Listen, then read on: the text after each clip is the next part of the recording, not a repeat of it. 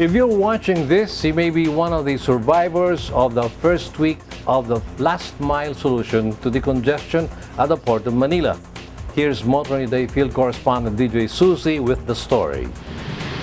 When government authorities, the cabinet cluster tasked to solve the problem at the Port of Manila, decided on what it called the last mile solution, which is to allow truckers to remove all cargo and containers, including empties, from the congested piers, yards, and streets in the port zone and take them to warehouses within and out of Metro Manila without fear of the MMDA set ban truck hours. They knew it was going to cause a traffic nightmare. However, some main thoroughfares in Metro Manila are not covered by the last mile solution.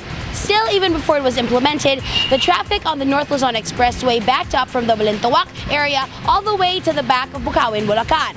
Only trucks certified, stenciled, and stickered by Philippine Ports Authority, the Land Transportation Franchising and Regulatory Board, or LTFRB, and the Metropolitan Manila Development Authority, or MMDA, as having legitimate business at the ports could take advantage of the last mile solution, as trucks made a beeline to the ports to take advantage of the 2 weeks of truck ban-free operations.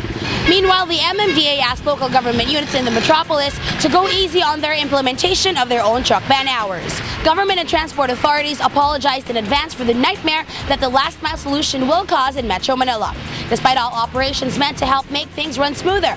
But the government promised that the nightmare will end in 2 weeks' time when the port has been decongested and operations would have gone back to normal.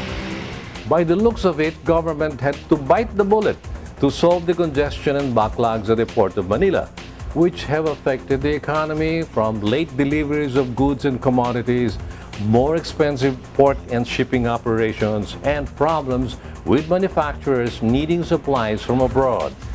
Here's hoping the last mile will have ended all that. More on this issue on this week's Motoring Forum, which is coming just up ahead.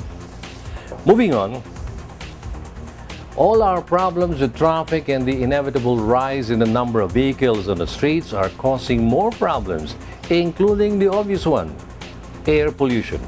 Here's our field correspondent Damon Sayak with more details. The Environmental Management Bureau has released a report that shows that what the government has touted as healthy signs of a dynamic economy are also causing unhealthy byproducts, primarily toxins and emissions that pollute the air. The EMB identified the building constructions, mostly condos and mid-rise developments, unpaved roads or roads torn up for repair or to fix drainages, set new water mains or underground cables, and the increasing number of vehicles on the road as the costs of the increase in total suspended particulate matter in the air over Metro Manila.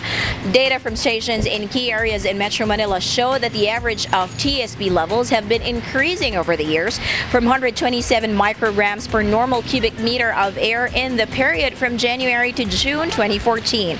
The EMB said the bulk of the particulates, 70 to 80%, come from motor vehicles plying the roads of Metro Manila. The Department of Environment and Natural Resources, or DNR, said that to help stop this unhealthy trend, it plans to require all new passengers and light-duty vehicles introduced in the local market to comply with Euro 4 emissions, subject to the Euro 4 fuel availability by July 2015. The original target for the country's compliance with Euro 4 fuel and emission standards was supposed to be January 2016, but the rise in pollution levels is forcing the government to move the target earlier. There is a price to pay for development, but government is doing the right thing in keeping the costs down, especially when this involves the overall health of the people in the metropolis.